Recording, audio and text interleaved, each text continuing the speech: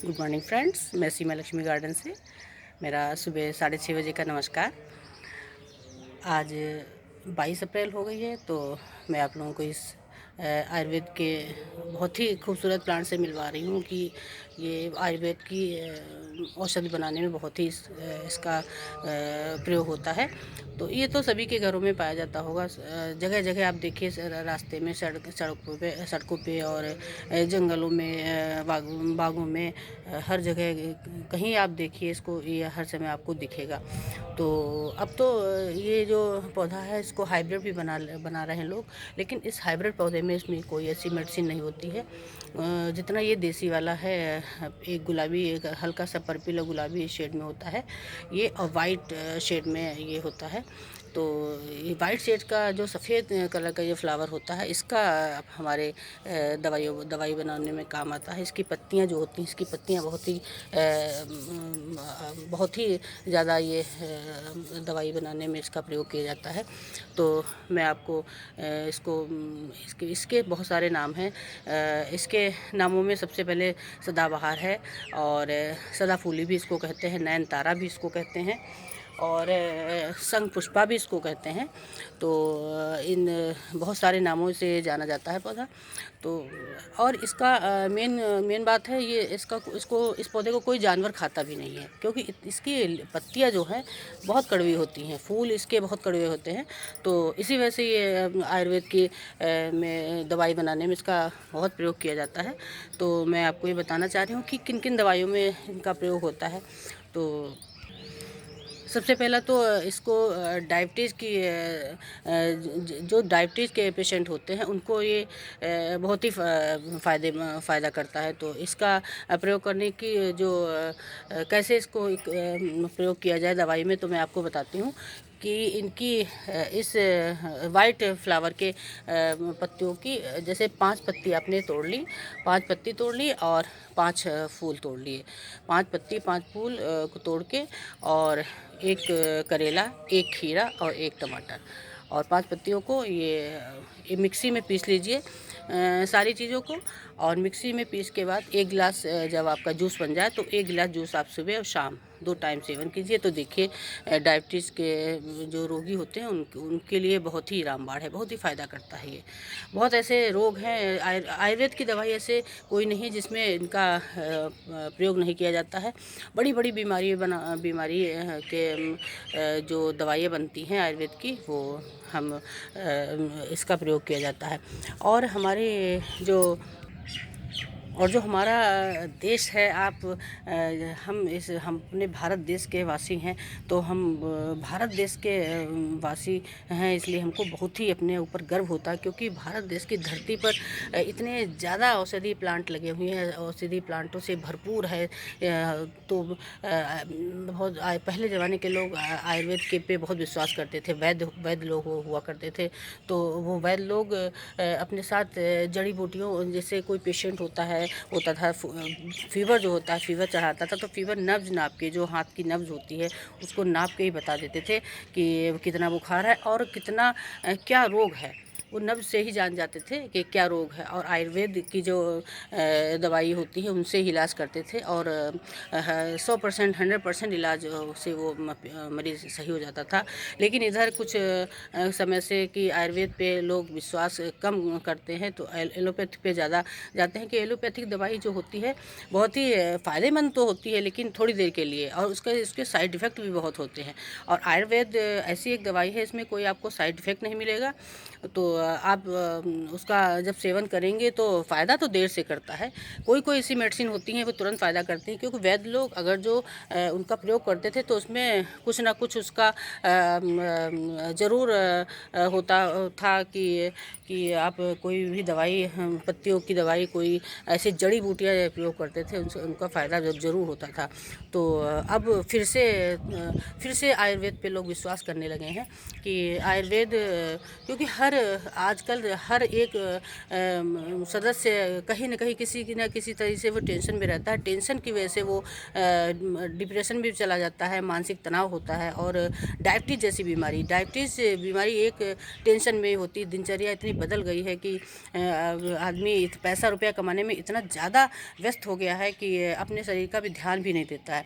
अगर जो सुबह अपने शरीर के लिए, अपने ऊपर के लिए 1 घंटा ज़रूर निकालना चाहिए सुबह शाम के लिए, कि अपने आप को देखें। पैसा रुपया तो एक आने जाने वाली चीज़ है। पैसे रुपये के अलावा भी अपना आपका शरीर स्वस्थ रहेगा तो आपके लिए सब कुछ अच्छा है। अगर जो आपका शरीर ही नहीं स्वस्थ होगा तो आप क्या पैसे रुपये का क्या करेंगे। और जब आप स्वस्थ रहेंगे तो आपका स्वस्थ दिमाग बनेगा, स्वस्थ शरीर रहेगा,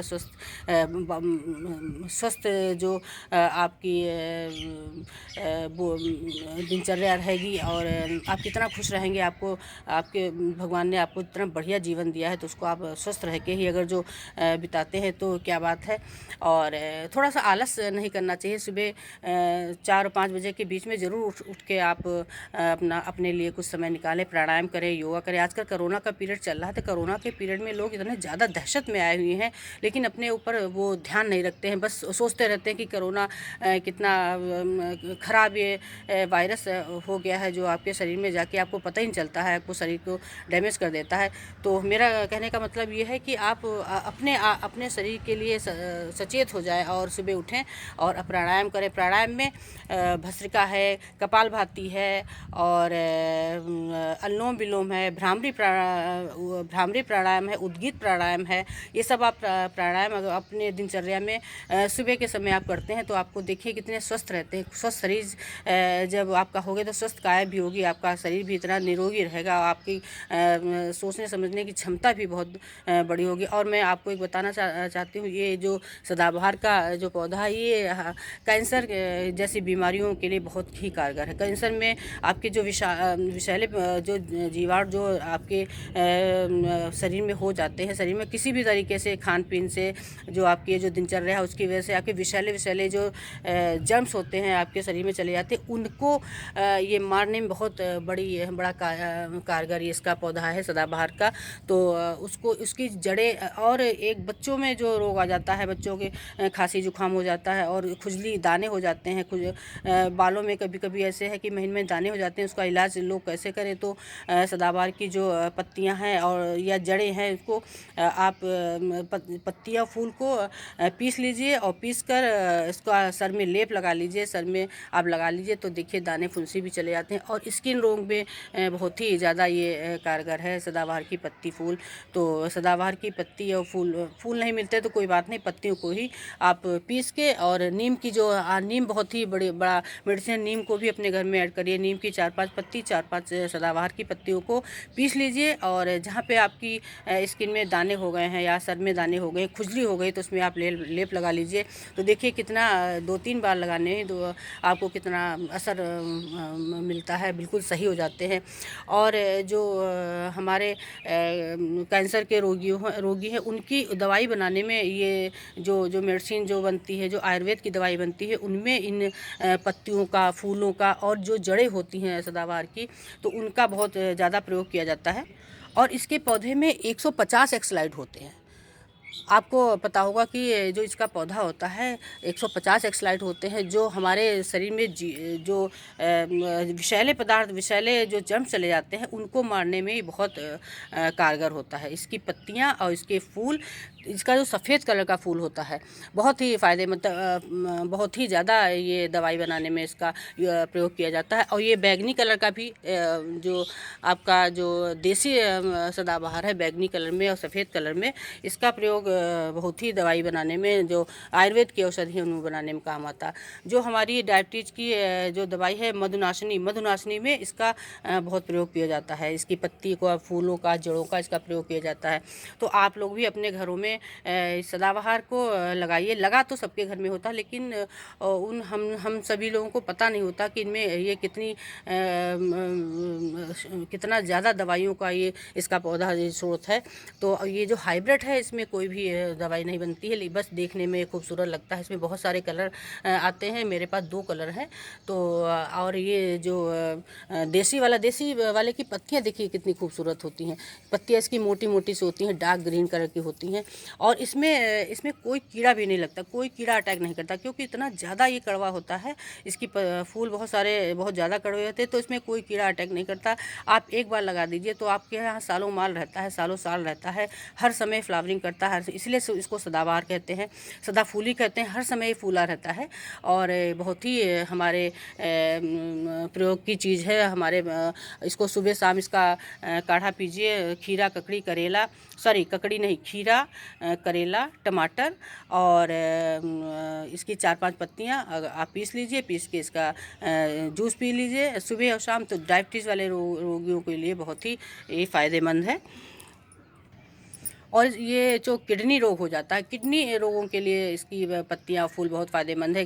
किडनी रोग में यूरिन की प्रॉब्लम हो जाती है, पेशाब खुल के नहीं होती है, तो उन पेशेंट को भी इसकी पत्ती हैं, फूल हैं, इसका काढ़ा बना के इसका पीस लीजिए। या इसकी सूखी, अगर जो आपके पास अवेलेबल नहीं है हरी पत्ती फूल, तो आप सूखी पत्ती भी कहीं से मिल जाए, सूखी पत्ती फूल को आप इसका चूरन बना लीजिए, पीस लीजिए। और जब कभी कोई भी जूस वगैरह पीजिए तो उसमें 1 चम्मच सुबह शाम इसको पीने से किडनी रोग में बहुत ही फ़ायदा होता है। आपकी पेशाब जो है बहुत ही खुल के होगी, और जो भी इन्फेक्शन धीमे धीमे होने लगते हैं किडनी में, क्यों आपको पता नहीं चलते, जब लास्ट स्टेज होती है तब आपको पता चलते हैं। तो इसके जो विषैले जो जीवाणु हैं, जो जर्म्स हैं, जो आपके अंदर पनपते रहते हैं, इसी वजह से आपके पेट के अंदर जो इन्फेक्शंस हो जाते हैं, वो उनको ये मारने में बहुत ही कारगर है। तो मेरा ये वीडियो आप लोगों को पसंद आया होगा। अगर पसंद आया हो तो प्लीज़ लाइक सब्सक्राइब ज़रूर करिएगा, और मेरे लिंक को प्लीज़ शेयर ज़रूर करिएगा। बेल आइकन को दबाना ना भूलिएगा, जिससे मेरा अगला नोटिफिकेशन आपको मिल जाए। और मेरा ये मैसेज है कि आप कोरोना के पीरियड में बिल्कुल नहीं घबराएं, बिल्कुल नहीं परेशान हो। आप कोरोना से जीत सकते हैं। और अपने घर में पेड़ पौधे लगाएं। बहुत ही आयुर्वेदिक पेड़ों में ये सदाबहार का पेड़ है, और जो हिबिस्कस है, जो गुड़हल पेड़ ही भी बहुत ही बड़ा मेडिसिन का स्रोत है। मैं आपको अगले वीडियो में आप लोगों को बताऊंगी। और धन्यवाद।